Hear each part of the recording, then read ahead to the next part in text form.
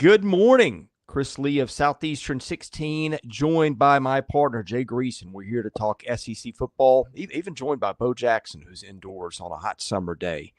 Jay, we're going to start the live streams. Going to have a lot of these coming this season, this off season. Going to hit a lot of topics. We'll take stuff from our listeners and watchers in terms of your questions. Today, here's what is in the plan. We're going to do this about 45 minutes or so. And our topics for today, SEC first-time impact quarterbacks. We're going to be talking about the guys who are either new to their destination or maybe their first time as full-time starters. We'll hit that and talk about impacts there. We'll talk about coaching hot seats, really more notably SEC coaching tiers, who starts the season on the hot seat, who could be there with the bad year, who seems safe, and why. And then finally, we'll talk about revenue sharing under this new agreement that the NCAA has. It goes into place August 1st. Check's going to be written from the schools. We'll talk about distributions, all those sorts of things. Jay Greeson, thanks for joining me. Been a couple of weeks. Really looking forward to SEC football talk. We're a week out from media days, and that's when, it really starts. Excited to talk some football with you today, sir. Absolutely, sir. I hope you and your family had a enjoyable July 4th. And I know it's just on the edge of the SEC footprint, but our continued prayers are to all those impacted by the floods in Texas. What a horrific story that has really kind of haunted me. I mean, you and I are dads of boys and girls, and it's just summer camp supposed to be where you make lifetime memories, and this is in the worst possible way.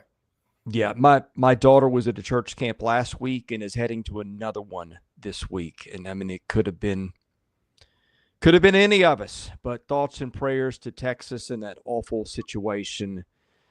Just heartbreaking, and just continue to pray that they find some people alive, I hope, and be with those who've lost kids, and it just unspeakable tragedy. Anyway, Jay, let's talk football for just a minute. Again, we're going to start with quarterbacks today. And we're going to talk about these four in particular. Ty Simpson at Alabama, Jackson Arnold at Auburn, Gunnar Stockton at Georgia, and Arch Manning at Texas. Four guys playing for some talented teams, either getting their first shot at their new school, in Arnold's case, or guys that have been backups for a while that are getting thrust into the spotlight as starters. Where would you like to start? Because I think all these guys are interesting for different reasons, Jay. I do too. We can start with the highest profile, which is not only the name on the front of his jersey, but the name on the back. We could start with the one with the most pressure, and that is a multi-million-dollar job for Jackson Arnold, hanging in the balance in Auburn, Alabama. And then you've got two guys that have championship aspirations at every other position. If they're competent, I think that's enough to get Georgia and Alabama in the playoff. If they struggle, I think both could see a pretty quick hook. Obviously, your headliner here is Arch Manning, and this is a name we've known about since he was a freshman in high school, one of the more highly regarded guys to come to college in a while as quarterback, and just kind of an anachronism, a guy who in a time where nobody sits and waits has done that. I guess if you want to be skeptical, you could say, hey, didn't beat out Quinn Ewers, who was a 7th-round draft pick, although Quinn Ewers, I think, was a better college quarterback than that would indicate. But a guy who can run a lot. Obviously, if you're going to pick a family of quarterbacks, the Manning family is the one that you would want to pick. Your thoughts on Arch Manning as the hype train has been full steam ahead? Paul Feinbaum called him maybe the best college quarterback since Tim Tebow. Which this is the most what we do ridiculous in the thing. offseason. Yeah. It's obviously the most ridiculous thing anyone's ever said. And I actually have more respect for Paul Feinbaum than that, for him to dip into the classic Howard Stern level of just throwing crap against the wall for clicks and for headlines and whatever else. And we continue to give it to him because it is such a talking point, because apparently he didn't see Cam Newton. He didn't pay attention to what Johnny Manziel did. He didn't see Joe Burrow. He didn't see Jaden Daniel. I mean, to say he's the best since Tim Tebow, if he'd have said he's the most hyped, if he had just quit it before even a Tebow reference about, I think Manning's going to be spectacular. That's not a hot take, and that's analysis. But to do it the other way is to not only do a cannonball off the high dive at the July 4th picnic, it's to do it with your bathing suit off. So, I mean, the rest of it is immaterial. I will say this. I love the way the Mannings, Eli and Peyton, don't talk about him. I love, and they actually refuse questions about him to try to damper down the hype. Look, QB1 at Texas in Austin with a team that talented and a schedule that doable, it's going to come with an avalanche of pressure regardless of your last name. You throw in the fact that you are, I mean, an Edison in the inventing world. You are Alexander Graham Bell's nephew in the telephone industry. I mean, that's going to bring a whole different set of things. But let's be honest, Arch Manning is unbelievably talented. I mean, it has been. He's been ready for this since he was 6. You don't think he had whispers and questions and expectations when he took his first snap in 75-pound ball down there in and around New Orleans? I mean, this kid, he's been prepped different. Yeah, they're all 5 stars. Yeah, they all talk to goofballs like you and me. Yeah, they talk about the recruiting process and they learn how to answer questions from the very beginning.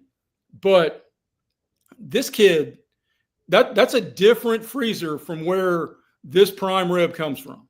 Yeah. One of the things I always look at in terms of player evaluation is the self-destruct button.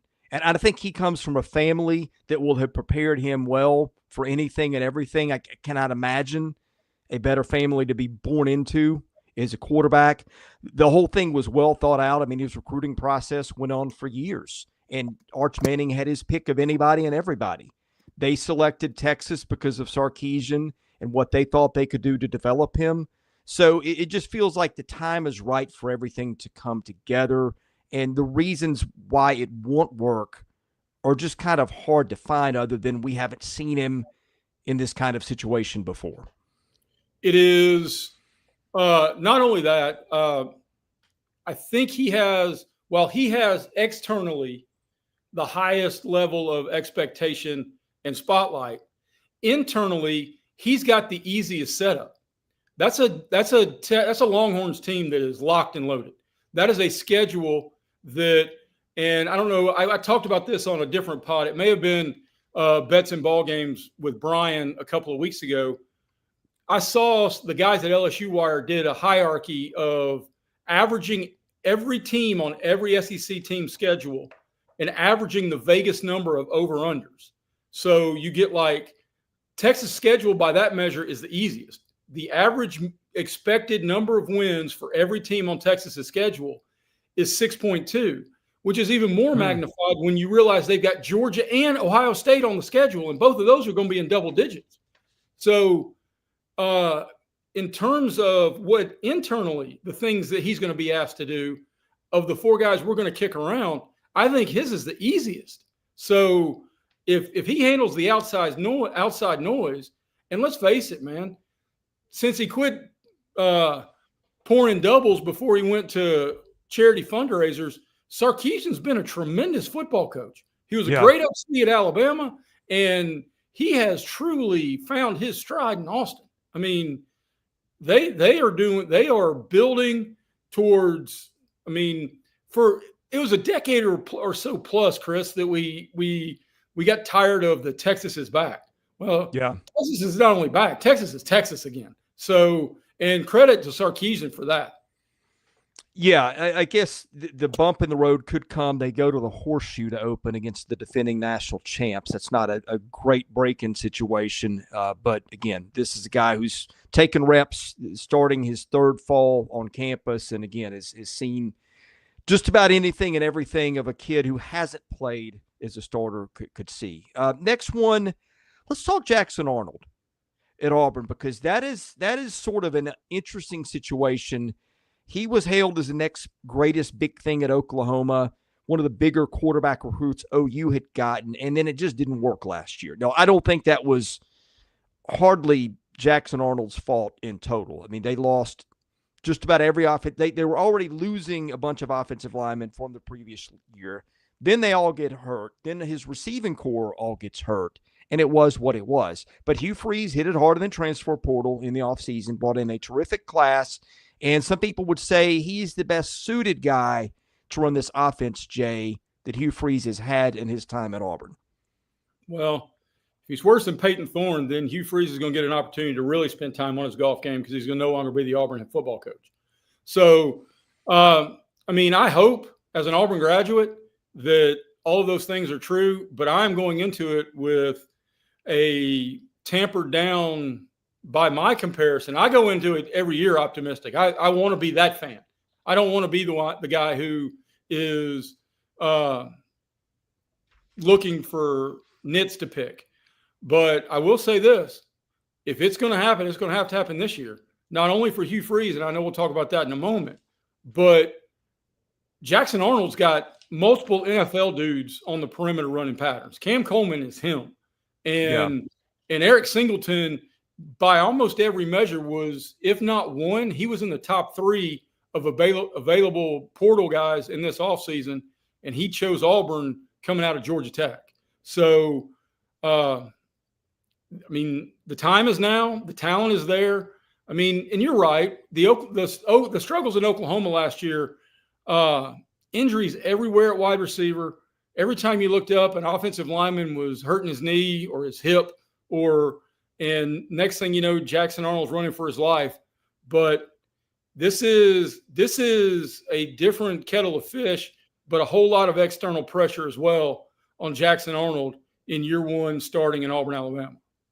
Yeah, I think the supporting cast is going to help. Not that they were bad at receiver last year, but adding Singleton was a huge deal. Cam Coleman, his second year, is going to be big. They've got some experienced offensive linemen. It just feels like the talent set up across the board is the best it's been. But I think the criticism of Arnold is maybe the passing game needs a little bit of polish. He's got the running aspect, which always makes you more dangerous as a quarterback. It keeps defenses off balance. But I think we're about to see, because the guys around him, the cast, barring injury, feels like they've got things lined up pretty well for Jackson Arnold. Completely agree. Okay, let's talk Alabama, because Ty Simpson would appear to be the guy. Austin Mack, super talented backup, very physically gifted, and then Keelan Russell, the highest-rated quarterback Alabama signed maybe ever, according to some recruiting rankings. Simpson is a former 5-star recruit. He's a coach's son.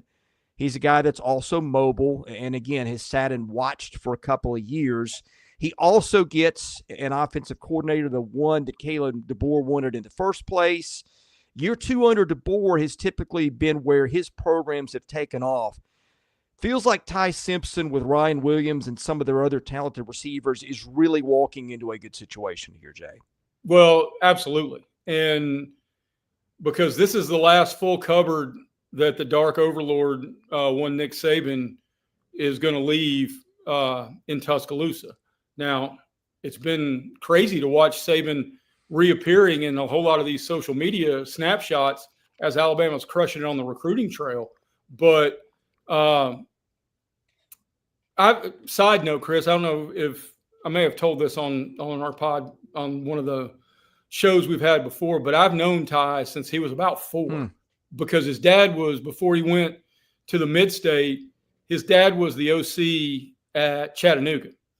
And his name's Jason Simpson. He's a great fella and a brilliant football coach. So in terms of the intangibles, I'm certain that kid had Fruit Loops coming in motion, and his dad was telling him that if the salt shaker followed him, that meant they were in man-to-man. If not, they were in zone. So not saying anybody puts salt in their Fruit Loops, but you know what I mean. I think Ty's got the best way I know to describe it is I think Ty has a very high floor. I don't know, but with all that Saban left talent, I don't know how great he's got to be.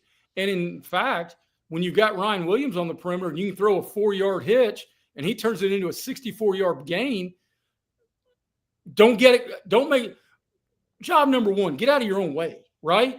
Figure out a way to let those guys be them. And if you do that, you're not only a tremendous leader, you can be a really special quarterback in this league. Yeah, that's interesting way you put it. You feel like the floor is pretty high. Again, I think kind of the same stuff we went through with Arch Manning, the bloodlines, coach's son, 3 years or 2 years full to watch, plus highly rated pedigree. It just, again, feels like everything, and a coordinator who's worked really well for DeBoer in the past. The guy he wanted last year, got offered by the Seahawks, and then now he's back in Tuscaloosa. It just feels like a situation where all the dominoes are there, ready for him to knock them down. I agree. And I think he'll get first crack. I am a little curious, though, with the guys you mentioned, if they start a little skittish, and we'll talk about this in our next topic, how quick a trigger will Kalen DeBoer have, not only with Austin Mack, but with the 5-star guy? And you know how fan bases fall in love with super hyped freshmen about, if we play him now, if we don't play him, are we going to lose him to the portal? And if we're already having a tough year, do we push him into the rigors? And then next year we know who we got, and we've got a Lenora Sellers or a DJ Lagway type of scenario around which to build. Yeah. All right, next one to talk about here, and maybe our last one, Gunnar Stockton. Georgia, I don't think, was all that heartbroken when Carson Beck left for the money in Miami. Didn't have a good year a year ago. They plugged Stockton in, did okay for the circumstance. Now they turn him loose. How good do we think he is? Well, and shocker, hold on to your visor here, friends. Another 5-star. I mean, was a bona fide dude coming out of a relatively small high school in North Georgia. And I actually think he's pretty good.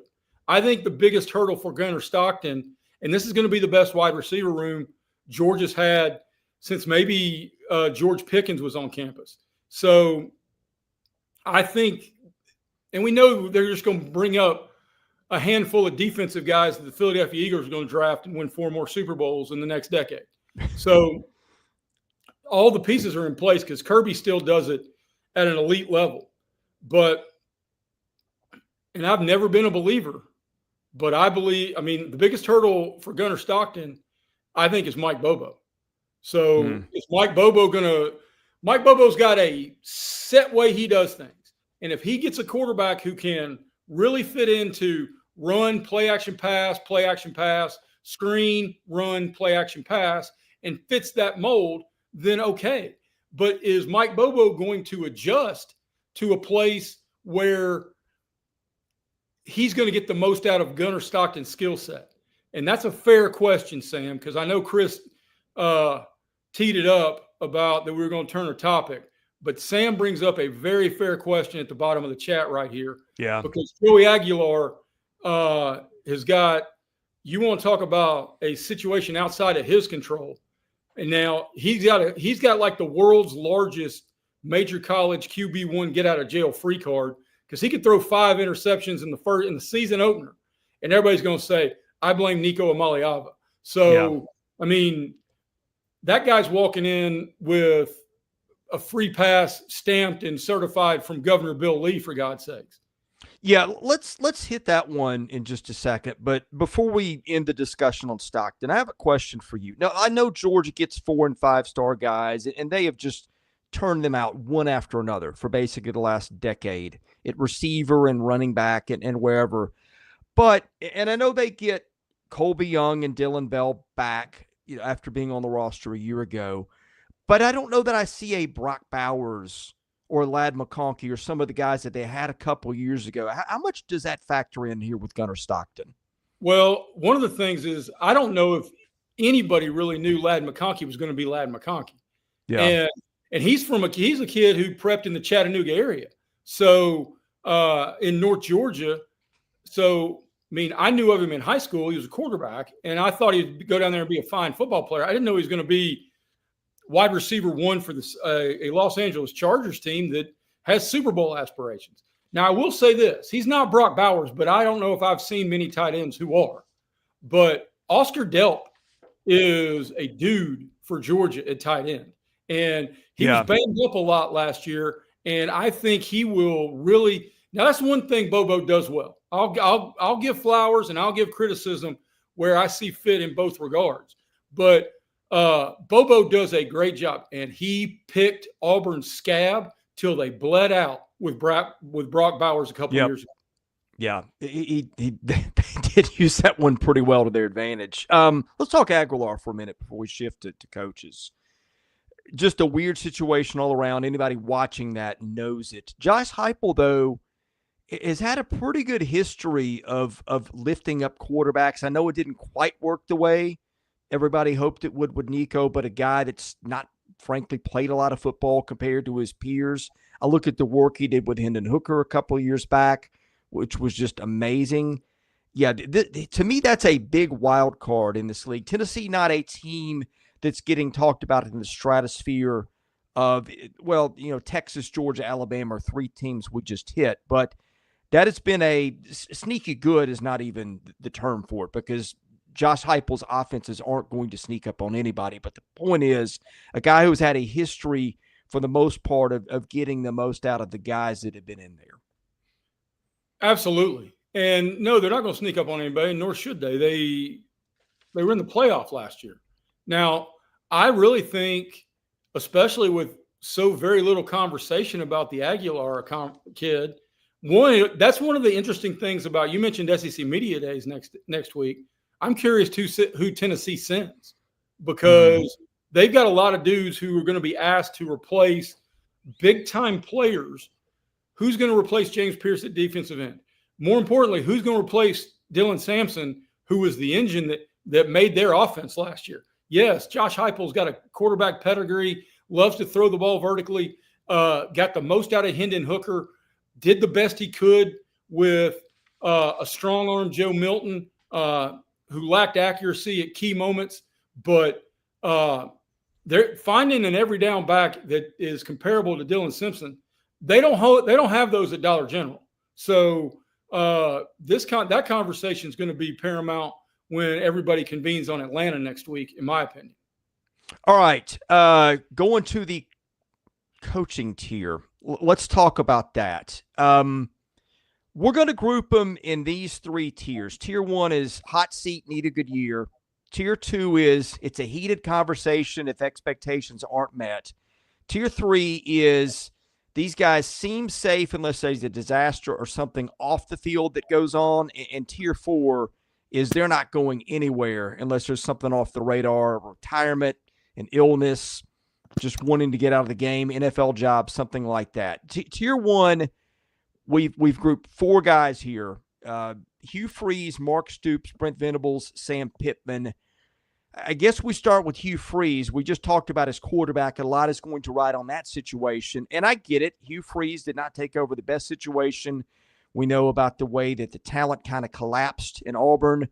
But Hugh Freeze is a little bit of a lightning rod, doesn't always take responsibility when it goes wrong. That can wear thin on people, but does feel like he's got a better talent, and he does have a history of productive offenses at Ole Miss. So what did we think about Hugh Freeze, where this is headed? Should he be on the hot seat heading into this year? Hell yes, he should be on the hot seat. His seat's probably top 5 hot nationally, and no worse than like 2 or 3 in this league. I mean, Auburn's in a spiral of mediocrity that is, John, I agree. I think they're going to be really good. I think they have a chance to win 8 or 9, 10 games. Truly, I do. The schedule's doable. But in some ways, an expectation like that works against a guy trying to rebuild a program. So in terms of whether his seat should be hot, it's an emphatic yes. And true. And Sam referenced it earlier in the chat, and you guys are great, by the way. These stories about him, quote unquote, spending every day at the golf course when every Auburn fan wants to know how Jackson Arnold's getting better and who's going to replace Marquez Hunter and what are we going to do to beat Georgia and Alabama. I mean, making certain that your aces from 60 yards and in is not high on any Auburn fan's priority list. And So yes, his seat is very hot. And you talked about his history. Yeah, offensively, he does have a history. But if we're going to talk, I don't know if Hugh Freeze wants anybody to talk about his history, because that comes with, Yeah. with a wide array of a spectrum there. I mean, Yeah. so yeah, did he resurrect Ole Miss? Yes. Did he lift Liberty to places they never thought he'd be? Yes. But he also had a whole bunch of burner phones lighting up 1-800 thank you. So, I mean, history is on both friends. What do you think is the over-under win total he needs to meet to stick around? I think he needs to get to 8 to feel really good about it. If they're not 7 and pledging to sell out a Florida Bowl and then show up and play well in a bowl game, I think his head should be on a swivel, because we've had some folks talking about, will so-and-so somebody fire somebody considering they owe this. And I think that we'll talk about that in the next tier per se. But basketball is in the best place Auburn basketball's ever been. Baseball is in an unbelievably solid place with Butch Thompson. So if football ain't going to carry the weight, and football carries the weight, it carries the weight financially, it carries the weight with the fan base, it carries the weight emotionally. So it is, I agree, Ethan. I think 7 wins and a bowl win, which is 8, gets you to 2026. But if they're sitting at home during bowl selection show, he needs to make certain that either the resume is being sent out by his agent, or he needs to make certain his golf game's good enough to qualify for the U.S. Amateur. Yeah, I think that's entirely fair. By the way, leave your questions, your comments. Super chats are really appreciated. That guarantees we'll read your question. That's how we keep the channel alive. Instructions are at the top of the chat on how to join the membership tier. We're going to start doing a lot more members-only videos here coming up in the coming weeks as we take our last vacations and get ready for the run-up to the football season. Of course, we'll be here all year. All right, let's get to coach number 2 on my list, Mark Stoops. I don't really know how I feel about this. I get a lot of the criticisms towards Mark Stoops. I get that some of the win-loss records have been built up without a conference patsies, but at the same time, Mark Stoops has had a run that nobody at Kentucky has had with consistency since, I don't know, maybe Bear Bryant. I think this is one of those situations where sometimes two things can be true. Maybe it's time for a change, and maybe you're also a victim of your own success with what you've done. But I think Mark Stoops has done a fantastic job at Kentucky. Tried to take the bridge out a couple of years ago. It didn't work out. I think the quarterbacks have been the bane of his existence lately. The guys they've landed in the portal have really hurt. And their offense, only thing worse than a mediocre, underachieving football team, which Kentucky had last year, was one with a boring, unproductive offense. And so I think that's going against him coming into the season. What do you think expectations should fairly be for Kentucky's Mark Stoops, Jay? Not to go winless in this league. I mean, if we're talking fair expectations, right? Because they are trying to replace a guy who underachieved with Brock Vandegrift with a guy on his third. John, I love that question. In Zach Calzada, who's on his third SEC stop after a year at Incarnate Word, which, in the grand scheme of strange college names, isn't Incarnate Word. And I'm not trying to be anti-Lord and all. I mean, I love the Lord. He and I are on the same page. But I mean, like Life University outside of Atlanta, the chiropractic college, always struck me as funny. And now Incarnate Word. Okay. But I don't know how Kentucky, I use the phrase in a different chat, the treadmill of mediocrity is impossible to step off in the SEC. So if Calzada is your answer, you're asking the wrong questions. Now, my question for Stoops is, at what point does he just have enough and be an advisor? And you said he has had more success, but that's longevity. I think, honestly, if we're going through the annals of Kentucky football, I think Rich Brooks is the best coach. He was great. Yeah, he was tremendous. They were at a peak of competitiveness. So, I mean, I just don't know if Mark Stoops is good at this or if Mark Stoops is good enough for Kentucky at this. Yeah. Yeah, either way, it feels like he's at that level where he's raised what they usually do as the minimum bar for expectations at a place that hasn't often achieved that under other coaches.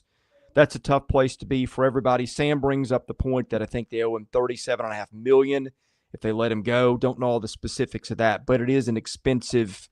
And you talked about him walking away. Coaches don't usually walk away when they're owed that kind of money, just on their own.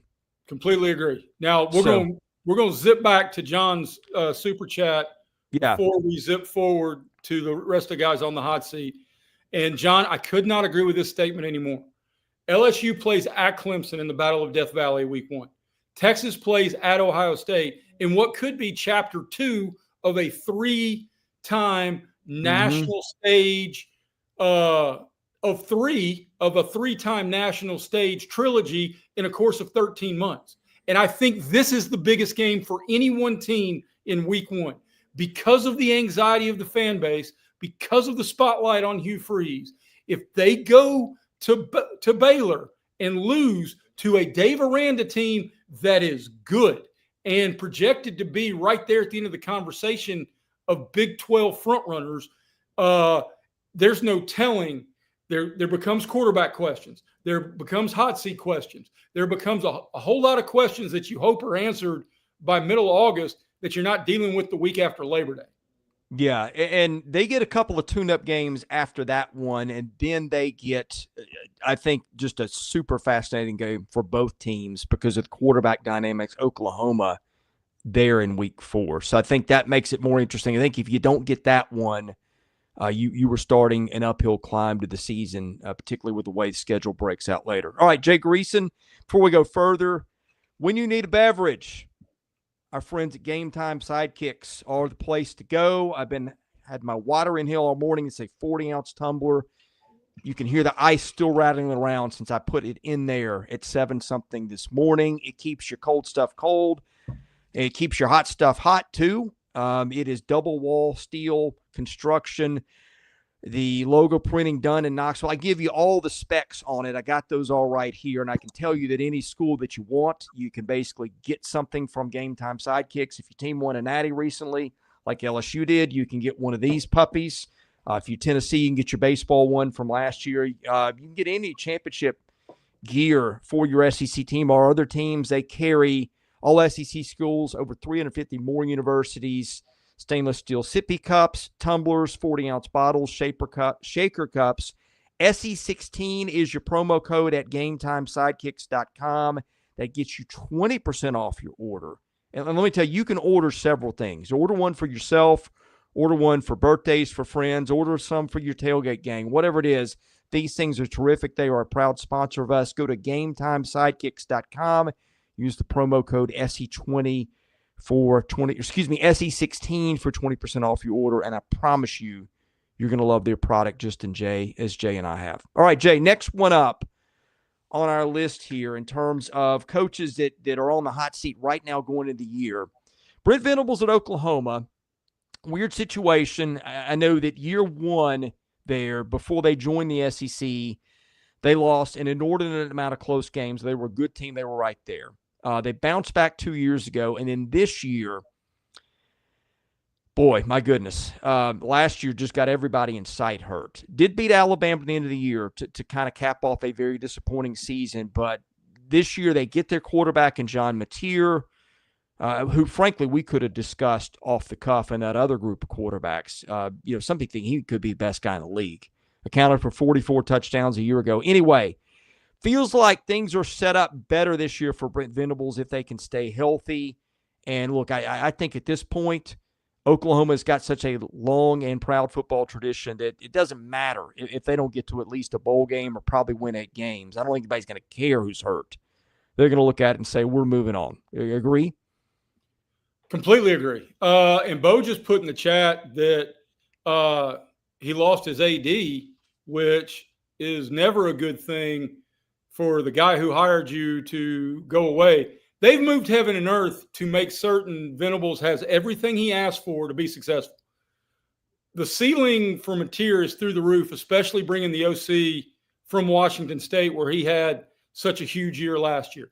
I don't know who put it in the chat, but now I agree. The floor with Mateer is a couple of tiers below your basement, or a couple of tiers below your basement. And somebody, it may have been John, put it in the chat. I think the best portal addition of anybody in the SEC is Jaden Ott, the running back from Cal, who 2 years ago ran for like 1,400 yards and was a beast. And this year, I mean, Venables is a defensive guy and cut his teeth with Dabo at Clemson. But if Ott is as good as he was 2 years ago, that's more important than Mateer, truly. And but no, you can't. Here's a couple things, and of the two guys we've mentioned, of two of the three guys, with Venables and Freeze, who I think have the two hottest seats, certainly in the league and maybe in the country. Those hot seats are magnified because your biggest rival is killing people. Oklahoma, and is having the Oklahoma fan base having to watch Texas be the belle of the ball. The Auburn fan base, now going on a handful of years, is watching Alabama and Georgia be right there on either in the playoff or in the cusp of the playoff every single year.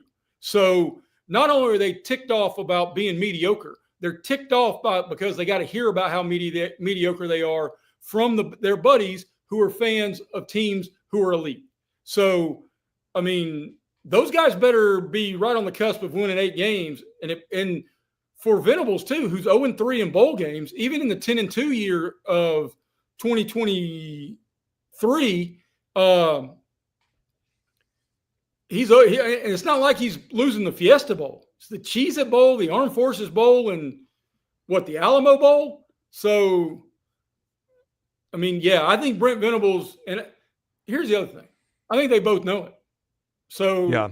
If I, as an Auburn fan, and I imagine Oklahoma fans are hoping the same thing, I'm hoping you coach a little desperate, because that at least shows me you realize what's going on around you.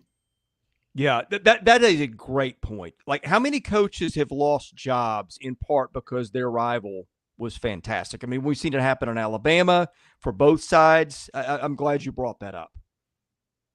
Well, it cost Bill Curry his job because he couldn't beat Auburn. And I know Bill Curry walked away, but and it damn sure cost Mike Shula his job, which became not only the biggest what if in the SEC about what if Rich Rod had taken that job instead of Saban, but also one of the biggest what ifs in the history of the NFL. What if Nick Saban had gotten Drew Brees instead of Dante Culpepper like he wanted? Yeah. No, great point. I mean, that changed everything with that one. And sometimes it's just something like that can derail a coaching career. But, you know, going to be a big one for Brent Venables. A lot of people are picking them as the sleeper team nationally. I think that Phil Steele had them as his number one most improved team. A lot of hype around Oklahoma. I bought into Oklahoma a year ago. Probably should have used a little more caution with all the linemen that the Sooners lost, but you could have never seen all the injuries coming. They never really had a chance before they started. We'll see how it goes in year 2. And by the way, I've got we're having out here in about 7 or 8 minutes because I've got to leave. So let's get on quickly. Our last coach in Tier 1, hot tier, Sam Pittman at Arkansas. I don't know what else to say. It feels like Sam Pittman almost did himself a disservice by starting so well. He's 30-31 at Arkansas. But just has not met the expectations. They played some tough schedules in there. I feel like Sam Pittman's been on the hot seat for long enough that, like, if they don't win 8 games, and then look, they might. Taylon Green alone can win games by himself. No, they lost a lot of guys in the portal. So there's a lot of instability. And the roster, they could get a little bit of a break-in period first couple games before they go to Ole Miss. And then I think a big game against Memphis in week 4 on the road. But just feels like Sam Pittman's been living in this territory for a minute now, Jay. It does, and it kind of comes with the territory when you are a renowned position coach.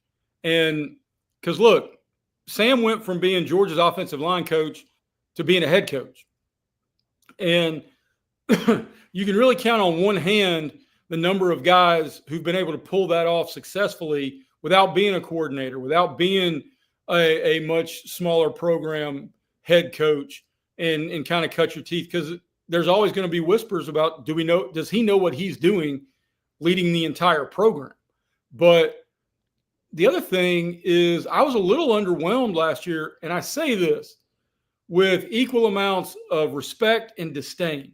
The respect for Bobby Petrino is, when it comes down to guys who call in-game plays, there are few people in a headset ever who are better at it than Bobby Petrino. And now, do I want him watching my kids? Hell no. Do I want him hanging out with my college-age daughter who may be a volleyball player? Hell no. Do I want him coaching my favorite NFL team? Again, hell no.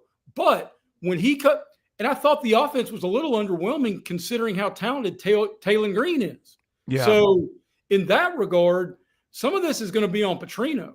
And I don't know how many lottery tickets he's going to keep getting, considering the skeletons that he drags behind his motorcycle. Yeah, no, they did rack up, I think, 460 yards a game. Now, some of that was built up against some bad September defenses. Oklahoma State, they had a big offensive day that day, and they had a patsy pushover in the opener too. So those are things to consider. But you like that as a starting point for your offense with your coordinator and your head coach. Question for me is, do they have enough around him? All right, tier number 2, we just got a few minutes left, but let's hit this quickly. Heated conversations if expectations aren't met. Brian Kelly, Kalen DeBoer, Billy Napier. I think the first two certainly have playoff expectations coming into the season, and I think Florida can argue that as well. Napier's career has been very interesting.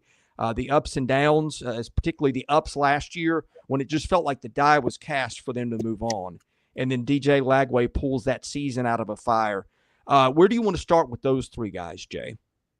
Well, I think the first one, because of the swing possibilities, what could happen in Gainesville, is Napier, because Lagway saved his job, but Lagway ain't going to be there long, because I think Billy Napier had the hottest seat going into last season.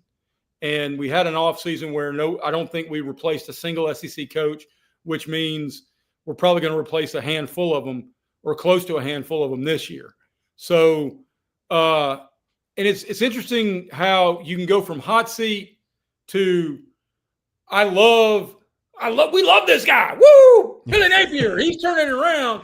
And then when expectations hit and you underachieve with a guy with the promise and hype of DJ Lagway, and you turn around and you're 5-7 and you find a way to lose to Miami and Florida State, and I don't think that's going to happen. I think Florida's going to be pretty good, but it's a whole different kettle of fish. I heard somebody on ESPN say earlier today, no, it has no liberal undertones. I'm going to keep it to sports. But they were talking about, it's a heck of a lot easier to be the hunter. Can you be the hunted? Yeah. So can Billy Napier make that transition? Because I do know this, to quote the great Herm Edwards, there's no lion to the grass. Yeah. When you get on the grass, there is no lion. The rest of it can be pomp and circumstance and whatever narrative you're going to try to spin and all the rest of it. But the grass does not lie. Yeah, and this is the first season where he's had real expectations like he's going to have this year. So that's an interesting dynamic this year. I think Brian Kelly, Kalen DeBoer, I mean, it feels like firing DeBoer after year 2 would be rash, but hey, it's Alabama. Expectations are always going to be sky high. And then Brian Kelly has kind of gotten a reputation. I don't know if underachiever is fair. I don't think it's fair. I think he's been remarkably consistent. He took over a program at a bad point. LSU's not been bad, but those folks expect national titles. So I think those two guys, if they miss the playoffs, could get a little interesting. I agree. And I know you need to wrap it up, and we've got till August 1st to get into the NIL conversation. Yeah. But I think the rest of everybody in the chat knows there are like 4 or 5 guys that as long as they don't get the old political saying, caught in bed with a live boy or a dead girl, Kirby, Lane, Sark, a handful of those guys aren't going anywhere anytime soon.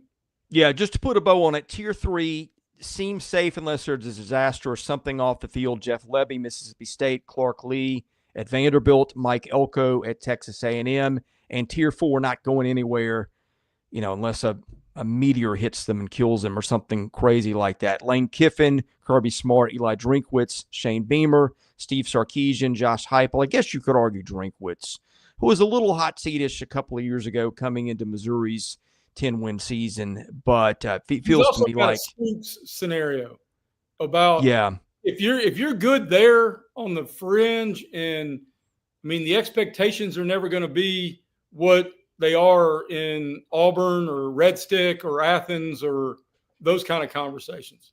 Yeah. So to me, he belongs in that category. You could debate it a little bit. Certainly not on the same tier that Kirby Smart is on, but I think you get the point we're making. Yeah, all right, we'll talk.